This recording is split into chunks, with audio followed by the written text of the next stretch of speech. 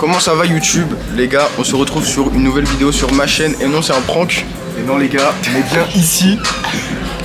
Mec, l'intro elle a aucun sens. Let's go! Je te casse.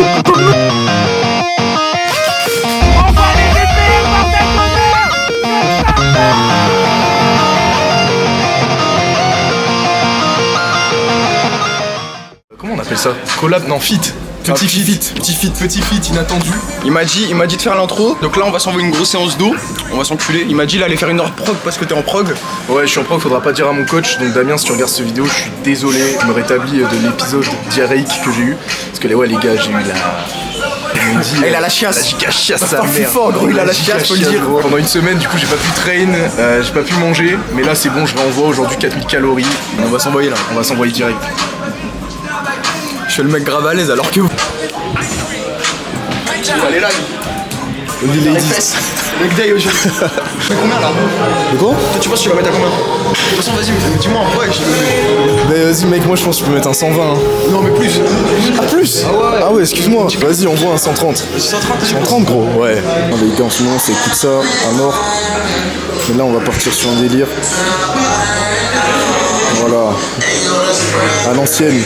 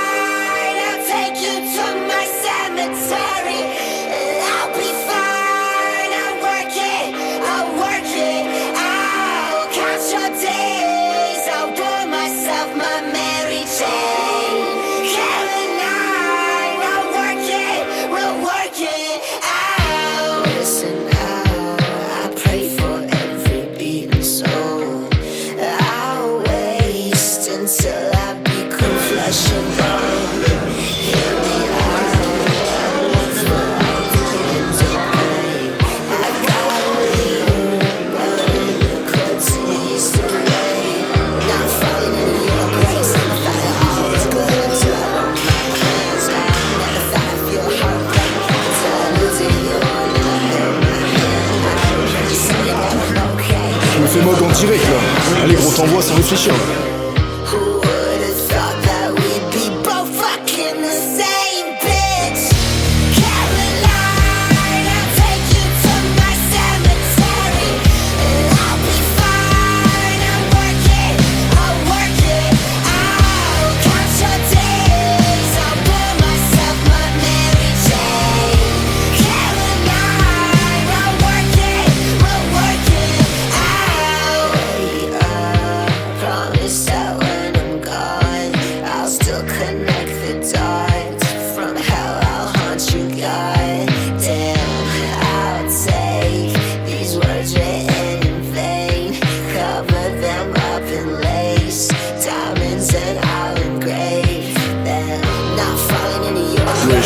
Gros, on n'est pas un PNJ.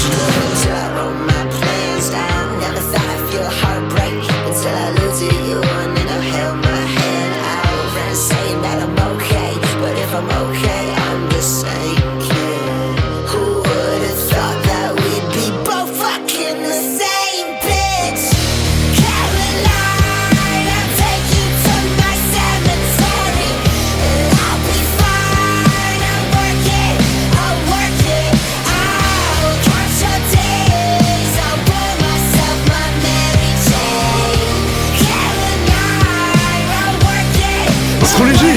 Excusez-nous monsieur.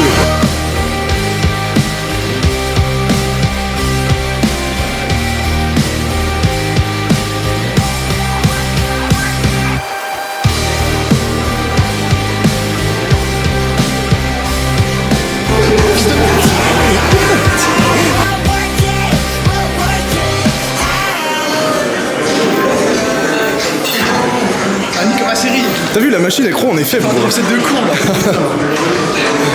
Ah ça m'a fait pareil. Ah ouais gros en plus c'était bien là. Bon là je lui apprends un peu comment on s'entraîne parce que il veut que faire des rêves contrôlés et tout. Hey, j'ai une sale gueule à la caméra putain. T'as vu elle a...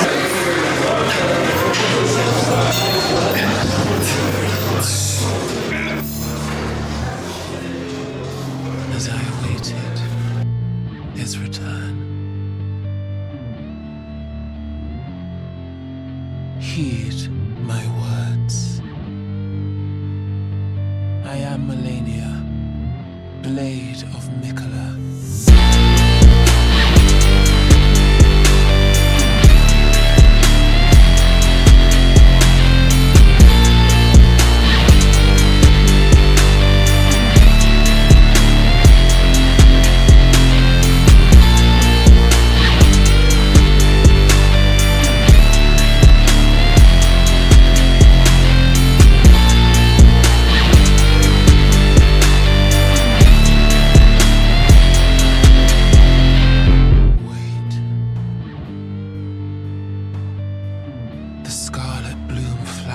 Once more. You will witness true horror.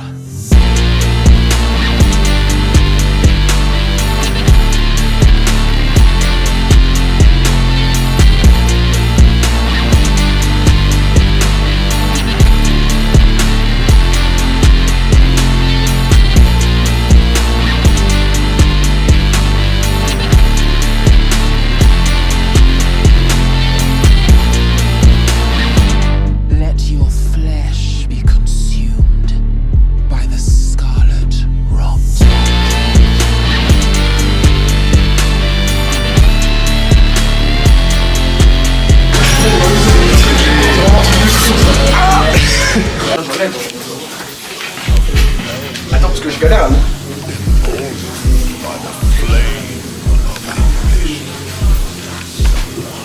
Je galère de ouf. Wesh gros, Spider-Man noir frère. Quand il enlève la combi. Wesh. Tu t'en sors encore là.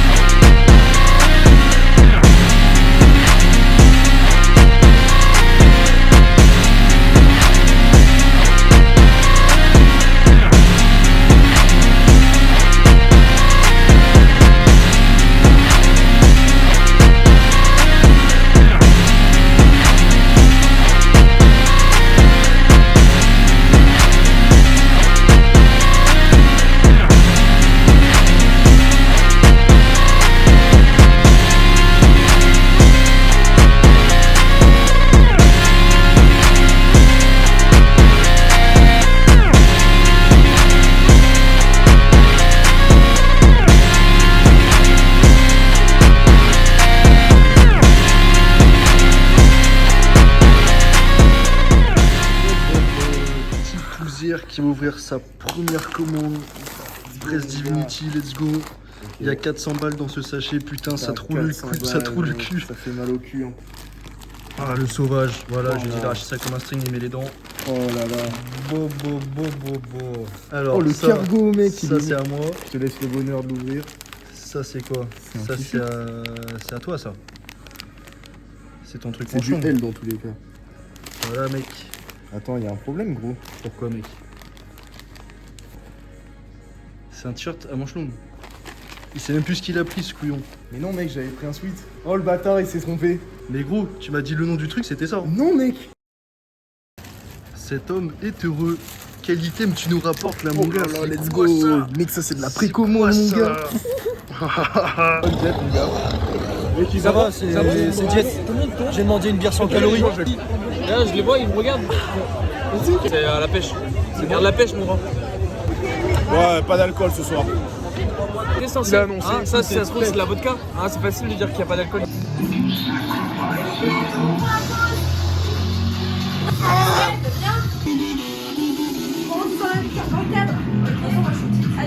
Yes bébé, carrément, avec mon pote.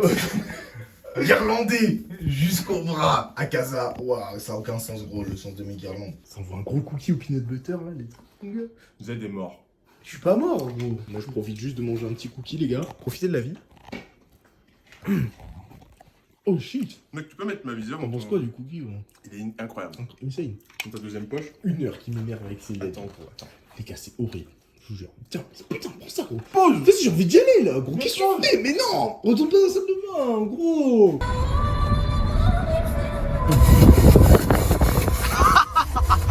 Toujours pareil. Il y a vraiment que les Renois pour s'ambiancer sur ça. Let's go. Mais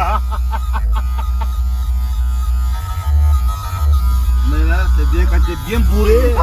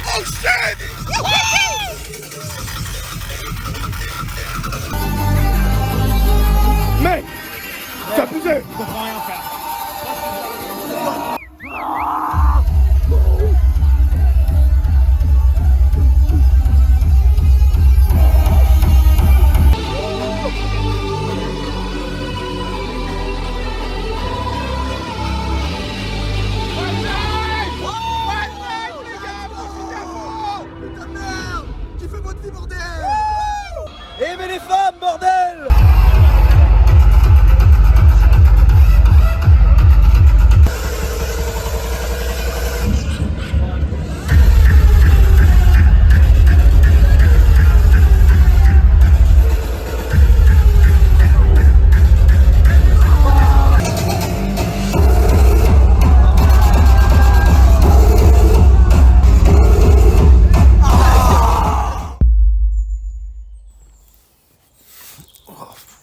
Salut les gars, salut les filles.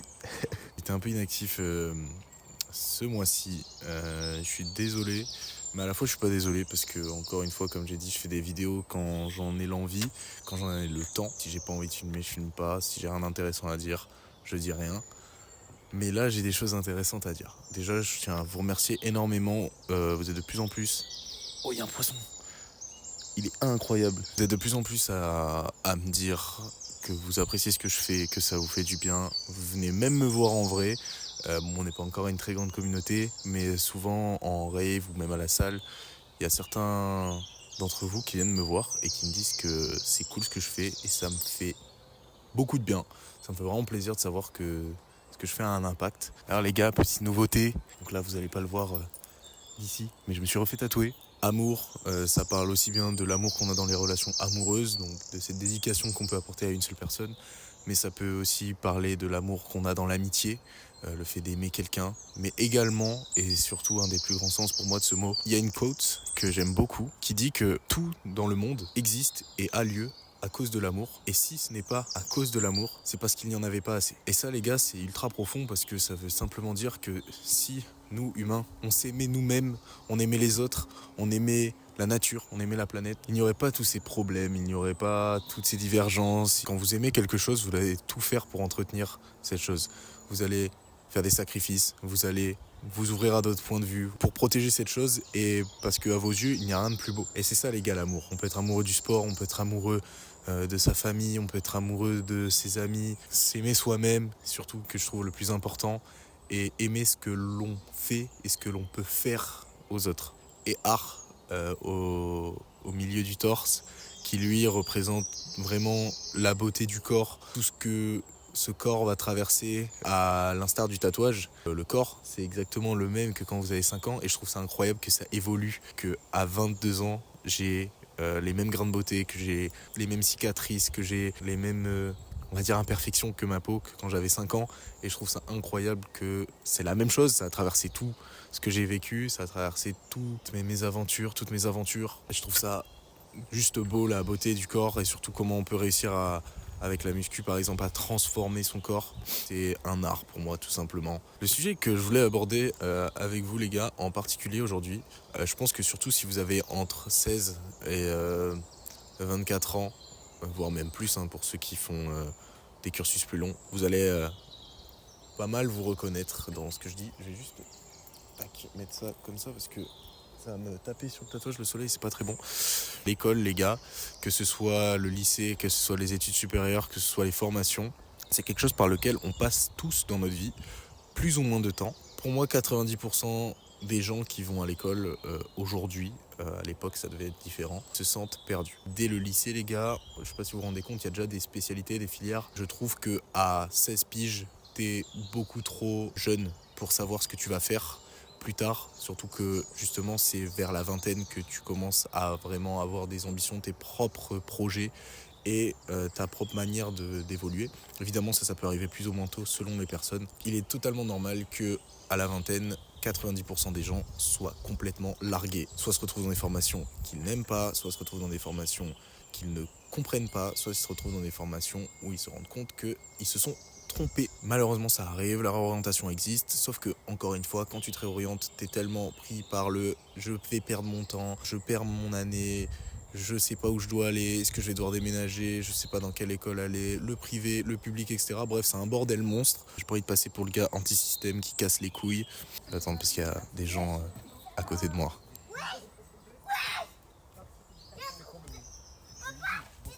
C'est totalement normal de se sentir perdu. Vous n'êtes pas bizarre, vous n'êtes pas différent. Personnellement, les gars, je déteste l'école. Je me suis réorienté 2 fois. Pour vous dire, j'ai commencé par une prépa sciences de l'ingénieur, j'ai pas aimé. Je suis parti à l'université pour faire un diplôme en hygiène, sécurité, environnement. J'ai fait 1 an et demi, je suis parti, j'ai pas supporté. Pour pouvoir vivre à côté de mes études, j'avais un travail étudiant, donc en restauration. Tu tapes des horaires de fou, tu finis à 23h, tu fais des coupures, tu travailles tous les week-ends et le mercredi soir. En plus, t'as tes cours, tu vois tous les autres qui, eux, sont pas dans ta situation, donc qui n'ont pas de travail à côté, ils ont de la chance parce qu'il y a papa-maman, ou alors ils ont été intelligents, ils ont travaillé l'été, ils ont mis assez de côté, et tant mieux pour eux, parce que franchement ça ôte une sacrée épine du pied. Je vous jure, je ne vous souhaite jamais d'avoir un travail, surtout un travail alimentaire, à côté de vos études qui sont assez difficiles comme ça, assez demandeurs en énergie. C'est la catastrophe les gars si vous y arrivez, et je sais qu'il y en a énormément qui ont réussi avec des formations même encore plus difficiles. Je sais qu'il y a des gens, ils sont carrément à Sciences Po et ils font des tafs de fou, ils travaillent tous les soirs et tout. Ça les gars, vous êtes juste des cracks. Et ensuite les gars, du coup, je suis parti en école de commerce, donc dans le privé, en alternance. T'es rémunéré et lorsque tu travailles, tu n'as pas cours. C'est carrément le meilleur mix si tu souhaites avoir une source de revenus, même si c'est quand même beaucoup plus fatigant que si tu avais juste des cours. Même quand tu rentres du travail le soir, tu peux devoir réviser, tu peux devoir avoir des choses à rendre, etc. Je déteste apprendre des choses qui ne vont pas m'être utiles. Et utiles pour moi, tu vois. Le plus grand exemple qu'on a tous pris, c'est Pythagore. Je pense que à part les mathématiciens ou les mecs qui font des calculs très poussés, absolument personne n'utilise le théorème de Pythagore tous les jours. Mais tu vois, tout ce que tu apprends en physique, les formules, etc. Les gars, moi j'en ai passé des jours, j'en ai passé des soirées à apprendre tout ça, à me rentrer dans la tête. Mais aujourd'hui, je ne connais plus rien. Ça m'a aidé à avoir mon bac, ça m'a aidé à avoir les diplômes, mais ça ne me servira jamais dans la vie de tous les jours. C'est le problème de l'école. L'école ne fait pas de cas par cas. Il n'y a pas de place à l'autodidaxie, il n'y a pas de place à pouvoir s'exprimer soi-même. C'est tu fermes ta gueule.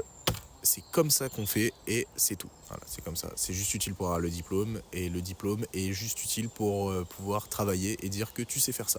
Alors que c'est pas en connaissant tout ça que tu sais faire. Mais bon, c'est un autre sujet. Aussi les gars, c'est la possibilité de transformer les obligations en opportunités, de gratter des opportunités professionnelles et même personnelles. Même si vous aimez pas tout ce qui est à l'école, parce que là j'ai craché sa mère sur le dos du système et de l'école. Prenez ce qu'il y a à prendre, jetez ce qu'il y a à jeter. Sachez faire la différence quand même. On peut pas tout prendre, on peut pas tout jeter. Écoutez-vous. Faut écouter son cœur, faut beaucoup écouter son cerveau surtout. Faut faire le mix entre les deux, prendre encore une fois ce qu'il y a à prendre, jeter ce qu'il y a à jeter, même si c'est plus facile à dire qu'à faire quand c'est nos propres émotions.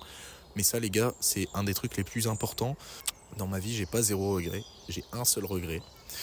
Et celui-là les gars, il me suivra toute ma vie malheureusement. C'est que j'ai commencé les vidéos YouTube super tôt, 14 ans, voire 13 ans. Je commençais à faire des vidéos YouTube, j'avais déjà des bons skills en montage vidéo. Je faisais des trucs vraiment assez gauleries. Et j'ai arrêté. J'ai repris. J'ai arrêté. J'ai repris. J'ai arrêté. Je suis parti dans un autre domaine. J'ai arrêté. J'ai refait un autre domaine. J'ai arrêté. J'en ai etc. Et ça les gars, c'est mon plus grand regret, parce que je sais que si j'avais été fidèle à moi-même et que dès le début j'avais continué, j'avais donné tout ce que j'avais dans ce que j'aimais, je vous jure qu'aujourd'hui mon train de vie aurait été complètement différent et j'aurais peut-être coché pas mal de cases dans mes objectifs de la vie. Mais ce que je veux dire, c'est que profitez de ces opportunités que vous avez quand vous êtes jeune, surtout si vous avez la chance. Moi j'avais vraiment là cette chance d'avoir un cadre ultra confortable pour faire tout ça. Le truc que je regrette le plus, c'est qu'avant les gars, les réseaux YouTube etc, c'était pas autant développé, c'était pas aussi difficile. Franchement je vous jure, je faisais des vidéos de merde sur GTA les gars, je parlais de mes voitures avec ma voix de prenais mon téléphone, je filmais ma télé comme ça et je commentais mes gameplays dans le mode studio. Je commentais mes gameplays sur MW3. Je me rappelle, j'avais fait un score frère, j'avais fait 23-5 je crois. Je m'en battais les couilles, je filmais ça et je balançais ça sur YouTube gros. En fait le truc que je regrette, c'est d'avoir perdu cette atmosphère et de surtout pas avoir tiré tout le potentiel que j'avais. Écoutez votre putain de cœur. Si vous êtes quelque part, vous savez que c'est relou etc, mais que vous n'avez pas le choix, mais qu'à la fin ça va être vraiment ce que vous vouliez, fermez votre gueule et faites le taf qui doit être fait les gars. C'est aussi ça, grandir, c'est faire des choses qu'on n'a pas forcément envie de faire mais qu'on doit faire. Par contre, si vous sentez que vous avez vraiment rien à foutre là où vous êtes, rien ne va, vous aimez pas les gens, vous aimez pas là où vous êtes, vous aimez pas ce que vous apprenez, après avoir fait ça, vous savez pas ce que vous allez faire, cassez-vous, courez. Pareil, si vous êtes quelque part et que votre cœur vous crie au plus profond de vous d'aller lancer votre business, que vous avez vraiment des opportunités de fou, d'aller vous améliorer dans le domaine de la photo parce que ce que vous voulez faire plus tard, c'est prendre en photo des mannequins, faire des vidéos pour des films. Bref, si vous voulez chanter, si vous voulez faire ce que vous voulez et que vous sentez que vous perdez tout votre temps, votre potentiel et que c'est maintenant que ça doit être fait, bombardez, faire ce que vous aimez. Ou alors, à la limite, obtenez vos diplômes et à côté, faites votre passion. Même si ça sera plus long, ce sera plus relou, ça vous a garanti une sécurité. Malheureusement, surtout si vous voulez vivre d'une passion, ce qui est très difficile aujourd'hui, il faut quand même que vous ayez une sécu dans le monde professionnel, que vous ayez un diplôme, que vous ayez quoi que ce soit qui peut vous permettre de porte de secours. Parce que les gars, si vous n'avez rien et que vous avez que votre passion et que comme vous n'avez pas de thunes, vous ne pouvez pas faire votre passion aisément, tu n'auras pas un cadre qui sera vivable pour toi, pour pouvoir progresser. Et au final, tu vas juste te planter monumentalement. Vous n'êtes pas tout seul, les gars, on est tous ensemble. Je sais que c'est compliqué. Ça a été très compliqué pour moi. Ça allait encore un petit peu, beaucoup moins. Parce que franchement, je m'en suis bien sorti. Est-ce qu'il n'y a pas des éléments extérieurs qui font que ça vous rend beaucoup plus compliqué la tâche? Travaillez sur ces éléments extérieurs, éliminez-les ou assimilez-les. Arrêtez de vous attendre à ce que vous allez ressentir. Arrêtez de vous attendre à ce que vous allez avoir. Ressentez les choses quand il faut les ressentir. Ayez les choses quand il faut les avoir. Ne les ayez pas quand il ne faut pas les avoir. Et essayez pas de contrôler ce que vous ne pouvez pas contrôler, les gars. Les choses qui arrivent alors qu'elles devaient arriver, mais que vous n'avez aucun contrôle dessus, si de base vous vous dites que vous auriez pu les contrôler, que ça aurait pu éviter d'arriver, vous allez vous rendre malheureux tous les jours. Je pense que j'en ai assez dit. Faut que je me bouge le cul parce qu'il faut que je la sorte aujourd'hui. Là, j'ai talk pendant 40 minutes. Wow, le montage, il va être légendaire. Là, ça va faire 3 vidéos que je fais ça, parler comme ça. Je trouve ça cool. J'aime bien les talking, sachez que j'adore parler comme ça avec vous. Mais je pense aussi faire des vidéos où il n'y aura pas forcément de moments aussi longs où je parle, mais où ce sera plus du direct. Parce que là, ce que je fais, c'est que j'écris quand même pas mal la trame que je vais aborder, etc. Et je me perds des fois beaucoup parce que je dis ce que je ressens sur le moment et tout. Peut-être plus d'entraînement, plus de rave, plus de sorties, plus de trucs cool et tout. Je pense quand même à trouver ma direction artistique et ça a l'air de vous plaire, donc moi ça me plaît encore plus. Prenez soin de vous, prenez soin des autres et on se dit à la prochaine.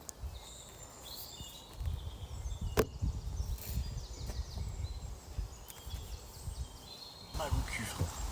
40 minutes assis sur le bois là, trace de mon cul qui est gravé à jamais ici.